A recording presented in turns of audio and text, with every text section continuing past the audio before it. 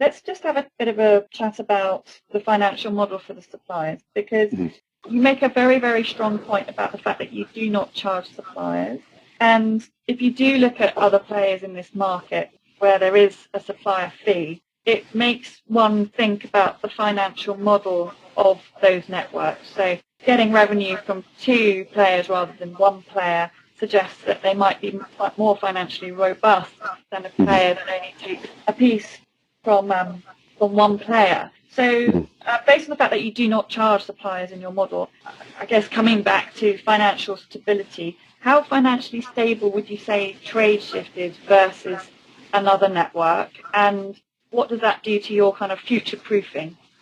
I think that's a very interesting question, and I think just to get it clear, so what you basically said is that, due to the fact our competitors are double dipping by charging both buyers and suppliers, and we only charge buyers, are we less financially stable than them, and especially long term? And I think it's an interesting question because what we see right now is that the market is developing in two directions. One direction, which has been pushed by us and advocated by us, is that this should be free for suppliers.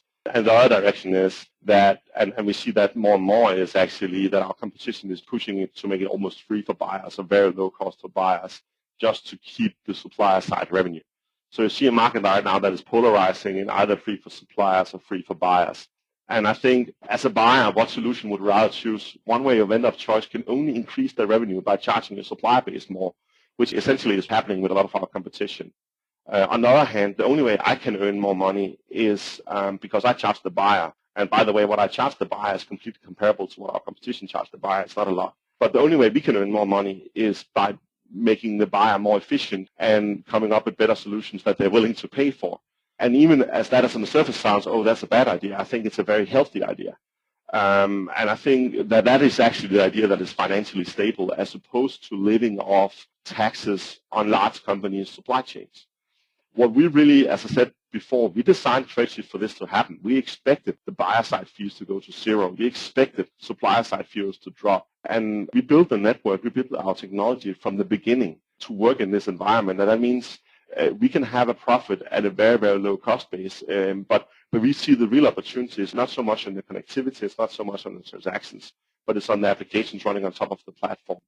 And that's where the real value is. So I think to say one model is more financially stable than others is probably a little bit difficult, given that, some of these competitors, they've been struggling with their model for years, even making a profit. So I strongly believe that our model is the healthy and long-term model, and actually also the one that is financially stable.